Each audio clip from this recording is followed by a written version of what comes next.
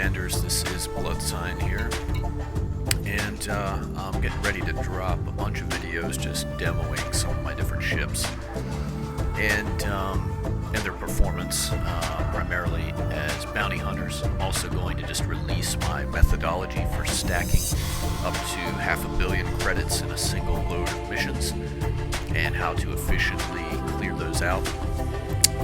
And I'm also going to give you some tips.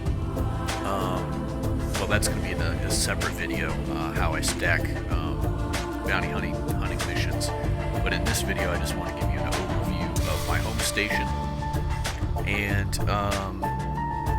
a few details on how I have my Xbox controller set up, which is, I play on PC, but I use an Xbox controller. I hate mouse and keyboard. I don't have a desk or anything like that. And it is possible to just set up really an optimal control scheme with the Xbox controller, so I wanted to run you guys through that. So we're going to be using this ship, which I'm not going to show a video on at present, but this is sort of my... this is a ship I use just for flying around, and it's probably one of my fastest ships. I got it set up with the enhanced performance thrusters and just everything, for the most part, pretty lightweight and stripped down. So it's a ship for traveling and just having fun with. But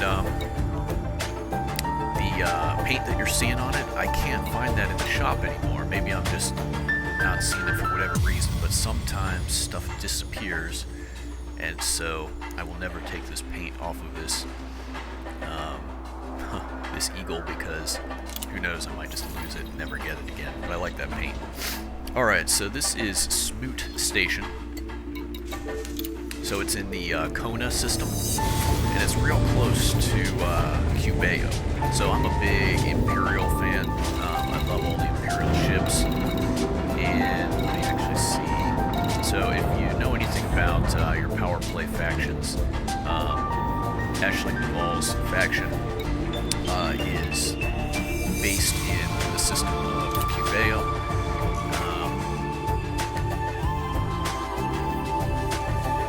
And it's pretty close. And you know, this is so it's 52 light years away from Kona, which is, as I mentioned, I'm here at Smoot Station in Kona, which is my home base. This station is pretty solid, and it's close to Cubeo, which is my faction headquarters, and it's also close to a system called Alonda, which is, let's get a lock on. Alonda is 50 light years away too. So, you know, within commuting distance, Alonda is where I do the vast majority of my bounty hunting mission stacking. I'm going to show you that in the second video, how to do all that. So this is just kind of ideally located. By the way, Alonda, Clarkport does have a vendor for I forget what they're called now. The capital ships, the mega ships, whatever they are. I don't have one. I just didn't grind enough to get all the billions of credits necessary. So kind of a little bit about myself as I get into this video here. So I'm Commander Bloodsign. I did get my Explorer rank in my Elite in Explorer first, which is kind of funny because I'm not really primarily an Explorer. I just had a couple months where I decided to try it out, go out to the Galactic Center and stuff, and ended up getting Elite rank there.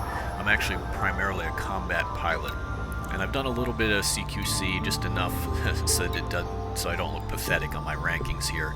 And then I just got Odyssey a few days ago for $10. And so, as you can see, I really haven't done too much down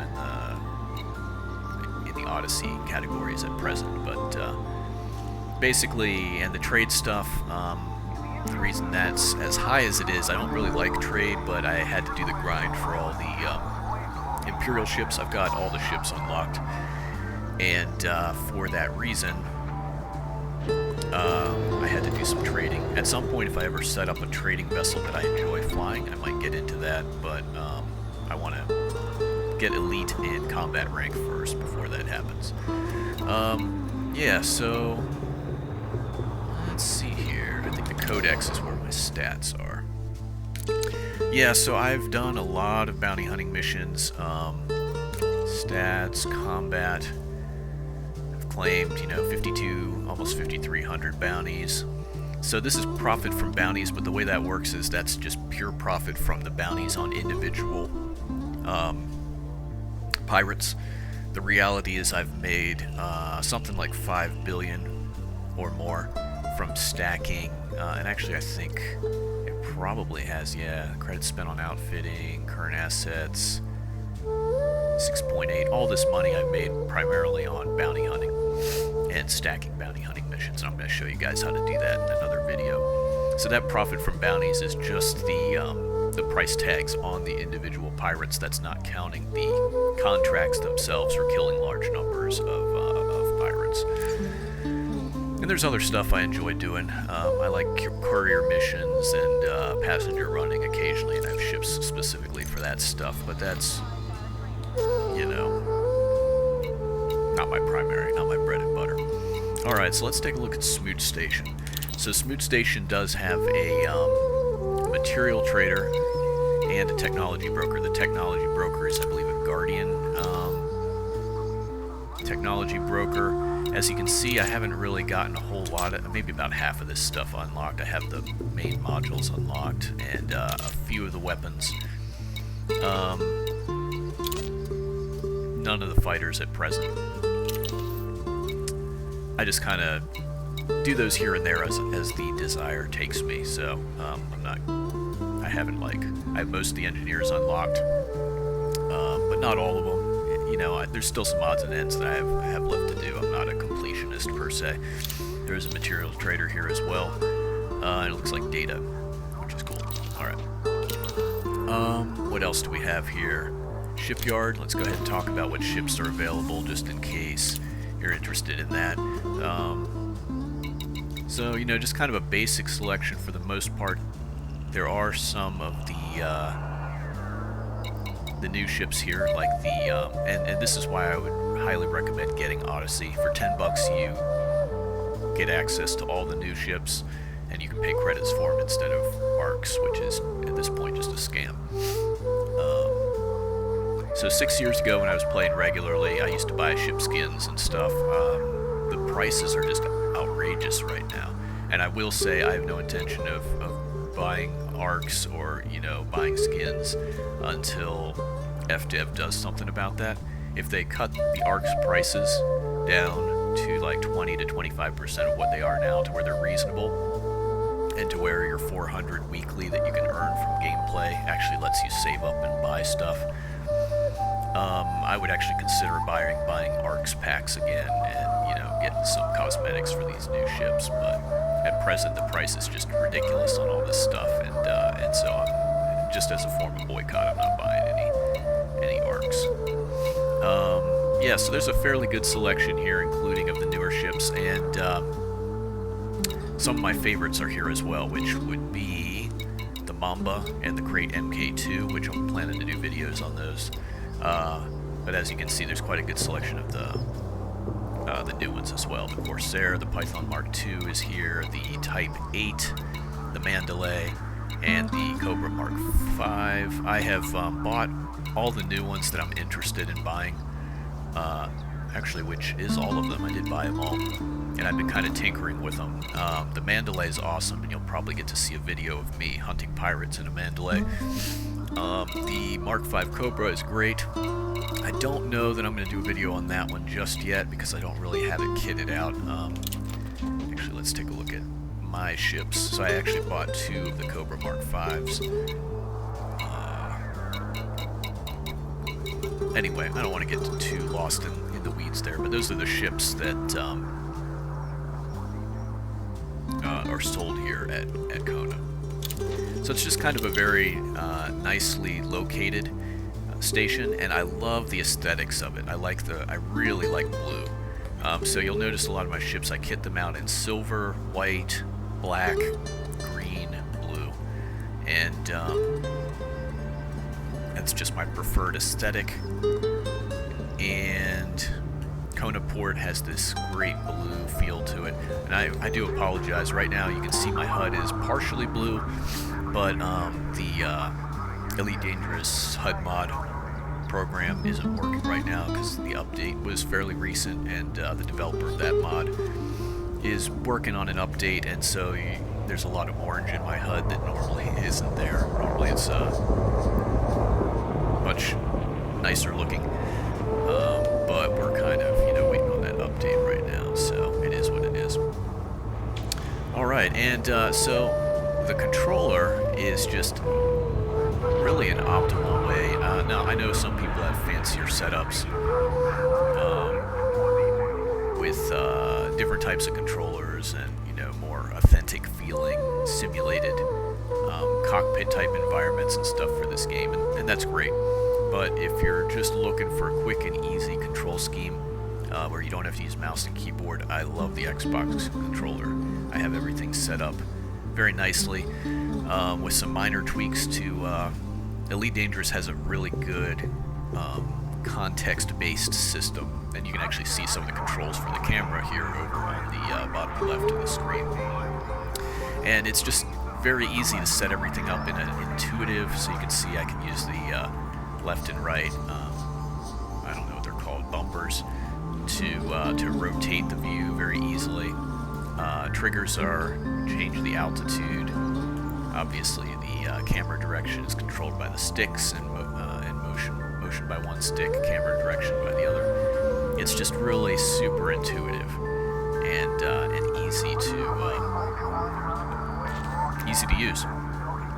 All right, so we're gonna just launch. I'll go over my flight controls a little bit, and what we're doing basically is we're heading. Actually, what I'm gonna do, I'll demonstrate some of the in-cockpit controller controls, and then anyway, where we're headed is we're headed to Clarkport in Aylanda. Reason being, I'm going to transfer my fighting ships over there, and then I'm going to do a separate video on how to stack the Pirate Massacre missions and just make ridiculous amounts of money that way. So that's where we'll be headed in a moment. But what I'm going to do on the way out, I am actually going to disable the docking computers that we have to take off manually. And I'll show you my controls in a second. But Xbox 360, so I'm holding down the X button. You can see that there's these built-in context controls. So your primary buttons, your ZABY buttons, XABY buttons, they all, when you tap them, have a particular function, and then when you hold them down, there's these context controls as well. So in this case, X lets me look at all my data panels, which is awesome. So X plus, up is your comms up there. X and down is your ship-launched fighters, your SRVs, your on-foot disembarks, and so forth, your loadouts. It's just a really intuitive and straightforward system. It allows you to pack a ton of different controls into the Xbox 360 controller, and you can control everything from the Xbox 360 controller, with the exception of comms, because you actually need a keyboard to type stuff out, and I do have a wireless keyboard I use for that. But it's also context sensitive, so you can actually set the controls up so that for different functions they do different things. And actually I have my landing and takeoff controls set up that way. So for takeoff and landing, I have it set up so that the triggers control the altitude, whereas normally they are set up for firing the two fire groups. While we're taking off and landing, so I'm holding the right trigger, that just moves me straight up. And here we go. So we are in manual. I'm going to try not to hit anybody and get myself in trouble here. I'm a pretty good, I say pretty good pilot in manual. Not perfect. I can usually get in and out and land and everything without raising a ruckus and damaging anything, but alright. Landing gear retracted.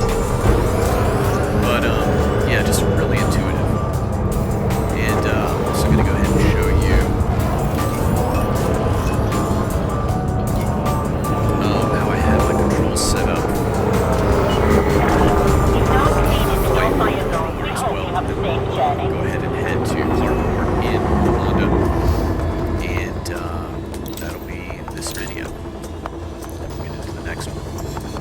Alright, so as I mentioned, I really like the Xbox 360 controller. It just lets you do a lot of stuff and it feels very authentic. So I have my right stick set up that up and down is the, I believe it's called pitch of the craft. And then left and right on the right stick is the roll. So this, as you can see, I am doing nothing but using the right stick right now.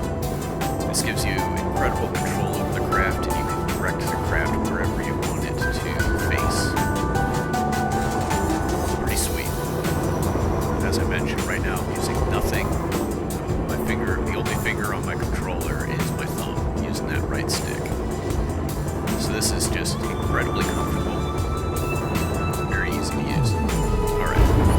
Sorry, let me set up the boost. And then my left stick, I have that set up where left and right on the left stick is sort of this, what would this be, y'all? You guys can correct me in the comments if I have my terminology incorrect. So I believe this is y'all, or the heading of the craft at any rate. And then I have up and down on the left stick set to my throttle. So you can see, now I'm pushing up on the left stick. That's making me go faster. Pulling back on the left stick puts me in reverse. And then I have the left and right bumpers are actually my throttle controls. So you can see how my throttle is moving right now. Right bumper, throttle up. Left bumper, throttle down. So basically this lets me just set it wherever I want. And you can see that maneuvering bar there, the colored bar on the left of the throttle. I think it's in either light blue or white right now. In the middle of that, if your actual speed is at that point, that is the optimal maneuvering. So you can see that my craft is pretty agile right now. If I was boosting, the agility goes down. This craft's pretty agile anyways, even at high speeds. This is kind of my racing craft. Anyway, yeah, so it's great. You can set the throttle wherever you want it, 0, and then still just use that right stick to, you know, momentarily accelerate or go into reverse as you need to, or you can set it in your optimal maneuvering, which is what I do when I'm hunting pirates. And then it allows you to speed up, chase if you need to, or slow down, or even reverse if you need to do that. And then you just release the stick, and it will automatically go back to where the throttle is set. So it's just a really cool setup. This ship, if I'd been thinking in advance, I would have picked a ship that had actual firing groups and stuff, so I'll show you how I set all that up. But I'll probably go through that per ship as demoing some of the ships later when we're actually using them. But yeah, as you can see, I can hold down any of the controller buttons and you get this greater context menu. It is incredibly useful. So it's just really easy to do everything from control the ship lights to night vision, on and off. You have all your super cruise and hyperspace jump. Actually, while we're at it, we'll just go to super cruise.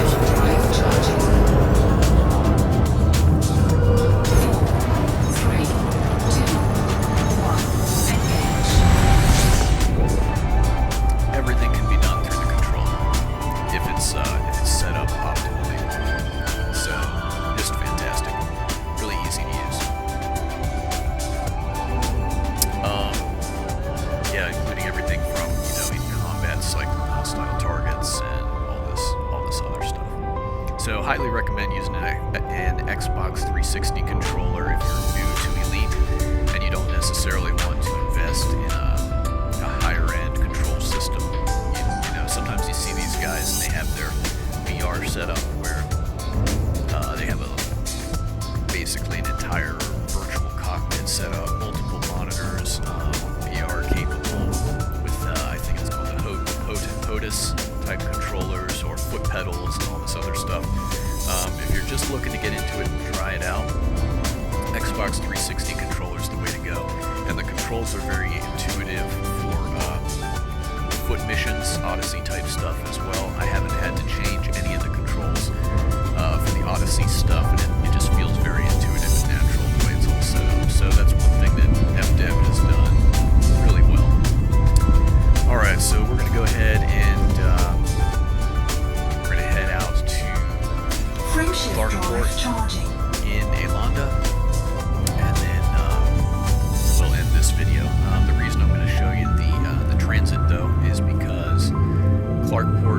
base. It used to be my home base until I moved into Kona. Clarkport's very convenient because it that's the system that I do all my bounty hunting in for the most part. And so I use Clarkport as a staging area for my bounty hunting ships. And as you can see, so the jump range on this ship isn't super great because I was more focusing on speed and maneuverability. But a lot of my ships are capable of doing this in one hop. Fuel scope disengaged. Alright. Frameshift drive charging.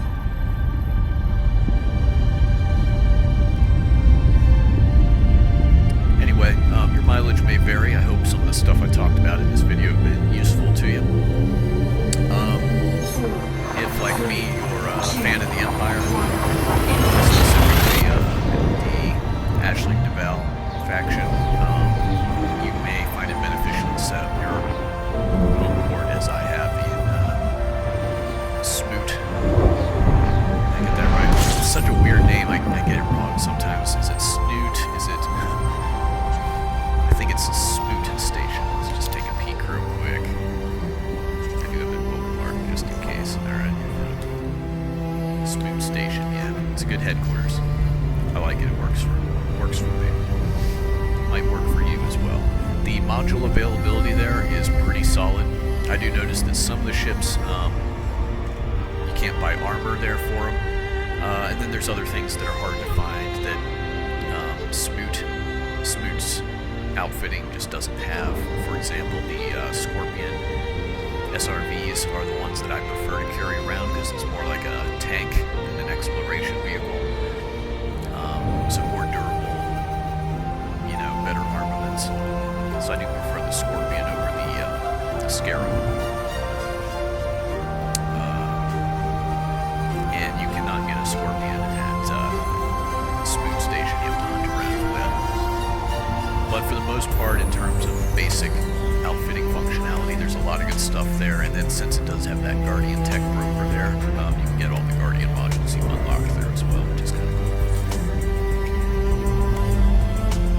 So in the interface here, you can kind of see that sometimes it still does show keyboard controls for stuff. I don't know why that is, but I did not use the keyboard there to disengage.